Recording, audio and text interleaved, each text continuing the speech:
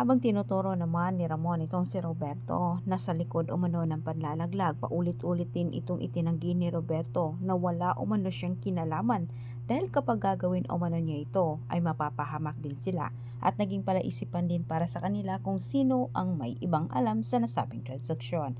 Habang si Olivia naman sa kabilang banda ay natutuwa din ito sa nangyari sa pag-atake na NABCOM dahil masira na umano ang pangalan ni Miguelito at siya na ang papalit.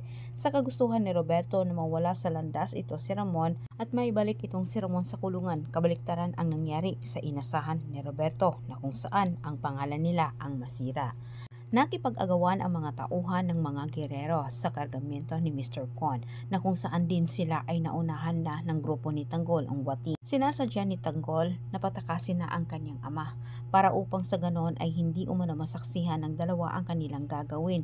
Samantala si Mr. Kwon naman ay nagwawala sa galit. Lahat ng kanilang kargamento ay tangali na sa grupo ni Tanggol. Hindi nagtagumpay ang plano ni Roberto at si Olivia ang nakikinabang sa ginawang gulo ni Roberto. Dahil sa nangyaring panlalaglag, naniniwala na itong si Don Julio kay Ramon na hindi na umano pagkakatiwalaan ang mga gerero at itigil na ang pagbigay nila ng pondo sa mga ito. Dahil sa pagkawala ng kargamento ni Mr. Won, hugas kamay naman itong si Ramon, wala umano siyang kinalaman dito at nilason din niya ang isip ni Mr. Won.